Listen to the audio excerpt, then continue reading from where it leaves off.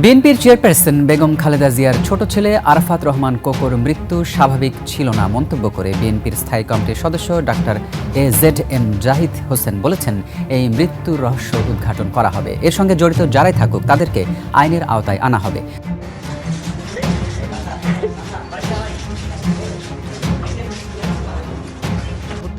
প্রথম দিকে তারেক রহমানের অসুস্থতা কিছুটা নিয়ন্ত্রণে থাকলেও এখন তার মাত্রা দিন দিনই আশঙ্কার দিকে যাচ্ছে বলেও জানান অধ্যাপক সিরাজ। বাট আমি এখন যদি যারা এটার জন্য দায়ী, আমি যদি সেটা করা আমার পক্ষে পসিবল, কিন্তু আমি যদি সেরকম করি আমার কি জোড়া লাগবে হাতে। বাট আমি এখনো যে পেইনটা মাঝে মাঝে অনুভব করি, আমার কি সেই পেইনটা চলে যাবে, বন্ধ হয়ে যাবে অনুভব করা? তা তো হবে না।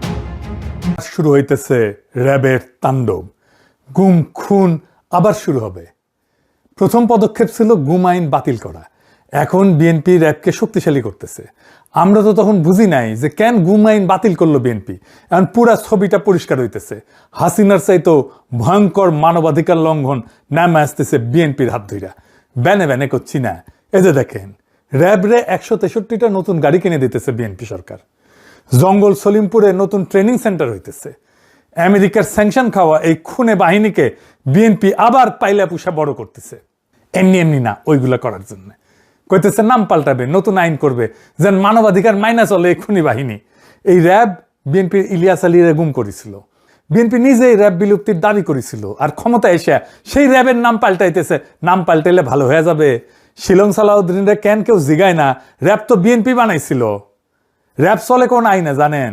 আসেন সেটা একটু বুঝে দেখি র্যাব কোন আইনে চলে। র্যাব চলে অস্ত্রধারী পুলিশ ব্যাটালিয়ন সংশোধন আইন 2003-এর অধীনে। এরা 9 জুলাই 2003 সালে পাশ হয়েছে খালেদা জিয়ার আমলে। আর এই আইনটা যেটা সংশোধন করে র্যাব বানানো হয়েছে সেটা 1979 সালের অস্ত্রধারী পুলিশ ব্যাটালিয়ন অধ্যাদেশ, জিয়াউর রহমান সরকারের আমলে সামরিক অধ্যাদেশ। মূল আইনটা 1979 সালের অধ্যাদেশ জিয়াউর রহমানের সামরিক সরকারের, আর 2003-এর সংশোধনীটা খালেদা জিয়ার সরকারের। অর্থাৎ র্যাবের আইনি কাঠামো যেটা পুরাপুরি বিএনপি পরিবারের নির্মাণ। র্যাব যে দুইটা আইনি কাঠামোর উপরে দাঁড়ায় আছে, দুইটাই বিএনপির তৈরি। আর এখন কইতেছে আইন পাল্টাবে।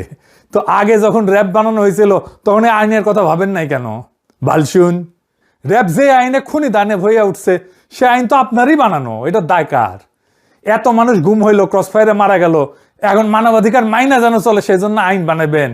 র্যাব তো আইন মাইনাই খুন করছে। যে আইন বানাবেন সেই আইন মাইনা খুন অব্যাহত রাখবে। যে মানুষগুলো মারা গেল, নিখোঁজ হইল, তাদের জীবন কি মূল্যহীন? তো র্যাব কিভাবে তৈরি হয়েছিল সেটা আপনারা জানেন? আপনাদের বলি, হয়তো অনেকেরই জানেন না, ইয়াংরা হয়তো অনেকেই জানে না। আসেন সেটা একটু বলি। 2002 সালে খালেদা জিয়া ক্ষমতা এসেছিল সন্ত্রাস নিয়ন্ত্রণ করার প্রতিশ্রুতি দিয়া। উল্টা আইন শৃঙ্খলা পরিস্থিতি একেবারে যাচ্ছেতাই হয়ে গেছিল। ঢাকা শহরে কয়েকজন কমিশনার খুন হইল প্রকাশ্য দিবালোকে। খালেদা জিয়া আর্মি নামাইল, নাম দিল অপারেশন ক্লিন হার্ট। আর্মি ধরে নিয়ে যাইতো যারে তারে। আর্মি ক্যাম্পে নির্যাতনে যারা মারা যেত কইতো হার্ট অ্যাটাক করছে। অপারেশনে 40,000-এর বেশি নিরাপত্তা বাহিনী অংশগ্রহণ করেছিল।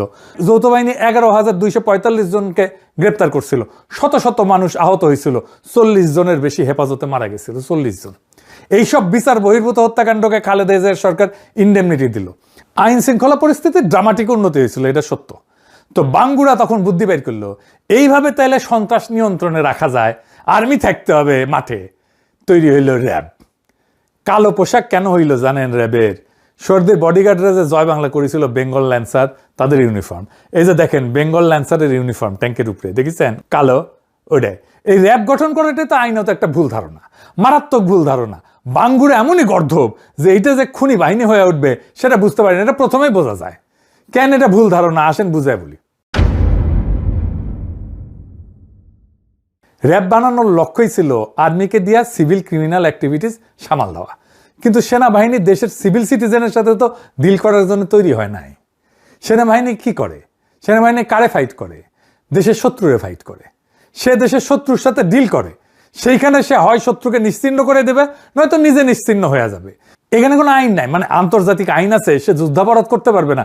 কিন্তু বোমা ফেলায় যদি শত্রু সেনাদের সাফা কইরা দেয়, মিলিটারির কোনো অপরাধ নাই, বরং আমরা মেডেল দিয়ে তারে পুরস্কৃত করব। তাই মিলিটারি মাইন্ডসেট একদম আলাদা। কিন্তু পুলিশ দেশের শত্রুর সাথে ডিল করে না। সে ডিল করে দেশের নাগরিকের সাথে, তাকে দেশের আইন মাইনা, নাগরিক অধিকারের সীমানা মাইনা ডিল করতে হয়।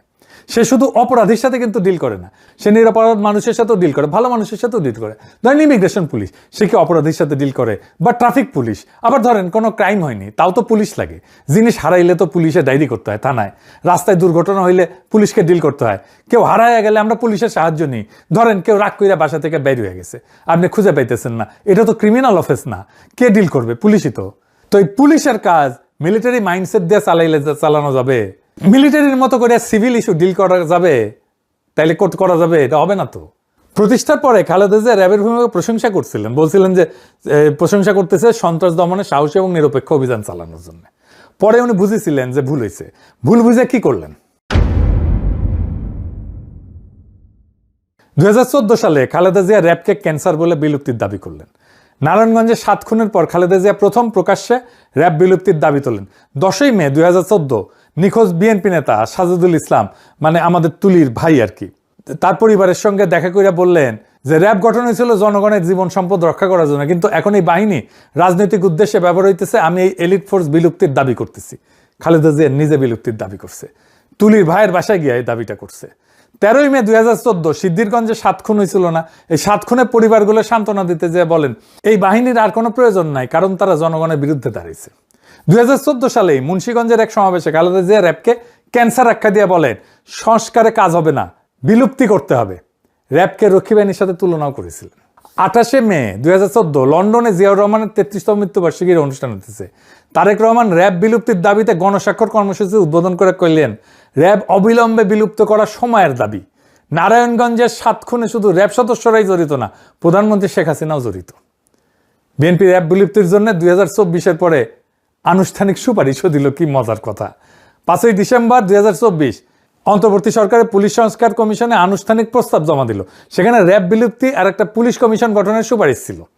10ই ডিসেম্বর গুলশান কার্যালয়ে সংবাদ সম্মেলন করল বিএনপির স্থায়ী কমিটির সদস্য আর এখনকার স্পিকার মেজর হাফিজ। ওইখানে আনুষ্ঠানিকভাবে দাবিটা ঘোষণা করলেন। উনি বললেন মেডিকেল সায়েন্সে এটা বলা আছে, যখন গ্যাংগ্রিন পুরোপুরি ছড়ায়া যায় তখন কাইটে ফেলা ছাড়া উপায় থাকে না। র্যাব আন্তর্জাতিকভাবে নিন্দিত হইয়া দেশের ভেতরে দানবে পরিণত হয়েছে। বেশিরভাগ গুম, খুন আর বিচার বহির্ভূত হত্যাকাণ্ড র্যাবই করেছে। তাই আমরা এর বিলুপ্তির সুপারিশ করিতেছি। ভিডিও আছে, দেখেন, এডিটর সাহেব দেখান। যত ধরনের খুন যখন এবং যত এক্সট্রা জুডিশিয়াল কিলিং সব কিছু অধিকাংশই এই র্যাবের মাধ্যমে হয়েছে, সেজন্য আমরা এটিকে বিলুপ্ত করার জন্য সুপারিশ করেছি। দেখেছেন, এইভাবে বলার পরে ইউনূস সরকারের তো উচিত ছিল পরের দিন র্যাব বিলুপ্ত করে অধ্যাদেশ জারি করে নাই। কেমন বেকুব দেখেন, রেখে দিছে। হ্যাঁ, এত বেকুব এই ইউনূস সরকার ছিল। এখন এই 22তম প্রতিষ্ঠাবার্ষিকী হইল এই কয়েকদিন আগে, ওইখানে শিলং সালাউদ্দিন গেছে।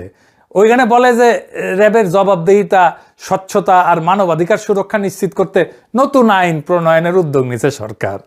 সরকার বিবেচনা করতেছে এই বাহিনী বর্তমান নামে চলবে নাকি নতুন এলিট ফোর্স গঠন করা হবে। নতুন নাম হয়েছে কিন্তু। আরো বলছে যে কিছু কর্মকর্তার কর্মকাণ্ডে বাহিনীর ভাবমূর্তি ক্ষুণ্ণ হয়েছে। ফ্যাসিবাদী শাসন আমলে কোনো প্রতিষ্ঠানই অক্ষত থাকে নাই, পুলিশ, সেনাবাহিনী, র্যাব, বিজিবি সবাই। কিন্তু কয়েকজন কর্মকর্তার কাজের জন্য পুরো প্রতিষ্ঠানকে তো দায়ী করা যায় না। না না না, তা তো বটেই। এই যুক্তি তো আওয়ামী লীগও দেয়। যারা গ্যাংগ্রিন বলবে এরা নিজেরা, তার 2 দিন পরে বলবে কয়েকজন কর্মকর্তার কাজের জন্য পুরো প্রতিষ্ঠানকে দায়ী করা যায় না। খালেদা জিয়া বলবেন সংস্কার করে লাভ নাই, বিলুপ্ত করতে হবে। আর এরা বলবে নাম বদলাবে, আইন ঠিক থাকবে, বাহিনী থাকবে। যেই তারেক রহমান লন্ডনের নির্বাসনে থেকে র্যাব বিলুপ্তির জন্য গণস্বাক্ষর কর্মসূচি শুরু করছিলেন, সে বাংলার লুথার কিং যখন হইল তখন র্যাবের গাড়ি কিনে দেয় 163টা, নতুন ট্রেনিং সেন্টারের ব্যবস্থা করে। নাম হবে SIF, স্পেশাল ইন্টারভেনশন ফোর্স। ওরে বাবা, ইংরেজি যেহেতু কইছে ঠিকই কইছে না। আপনারা নিজেরা যা দাবি করেছিলেন অন্য সরকারের কাছে, এখন নিজেরাই করেন সেটা। নিজের দাবি নিজেই মানেন, আমাদের দাবি মানা লাগবে না। আপনারা নিজেরা যে দাবি তুলেছিলেন সেই দাবিটাই পূরণ করেন না কেন? নতুন বোতলে আগের মদ খাইতে চাই না তো আমরা। এটার নাম করতে রাজনীতি না, এটার নাম বিশ্বাসঘাতকতা। সরাসরি নিরবিচ্ছিন্ন লজ্জাহীন বিশ্বাসঘাতকতা। এই জন্য আজকের তরুণ সমাজ পলিটিশিয়ানদের পছন্দ করে না। এদের কোনো কথার দাম নাই, 1 ফুটা পয়সা দাম নাই। তারেক রহমান নিজের প্রতি কমিটমেন্ট তো রাখেনি, নিজের মায়ের একটা অঙ্গীকারও রাখে না। তারেক রহমান খালেদা জিয়ার জানা জায়গায় সবাইরে বলছে আম্মার যদি কোনো পাওনা থাকে সেটা আমি শোধ করব। তাহলে শোধ করেন। খালেদা জিয়া যা যা বলছেন, জাতির কাছে যা যা প্রতিশ্রুতি দিয়েছেন সব রাখেন, পরিশোধ করেন। মায়ের প্রতিশ্রুতি পরিশোধ করেন। রাজনীতিবিদ হিসেবে তো ব্যর্থ হয়েছেন, সন্তান হিসেবে ব্যর্থ হইয়েন না। যে বাহিনী আপনাদের বাইরেই ঘুম করছিল সেই বাহিনীকে আপনারা পাইলা পুষা বড় করতেছেন। এর দাম দিতে হবে। আজ না হোক কাল, কাল না হোক পরশু, দাম দিতেই হবে। ইতিহাস কাউকে মাপ করে না, বিশ্বাসঘাতকতাকে কোনোদিনই করে না। আপনারা যা বলছিলেন সেটা করেন, আর যদি সেটা না করেন তাহলে বাংলাদেশের মানুষ আপনাদেরকে ইতিহাসের সেই আস্ত করে ছুঁড়ে মারবে যেই আস্ত করে হাসিনাকে তারা ছুঁড়ে মারছে। ইনকিলাব।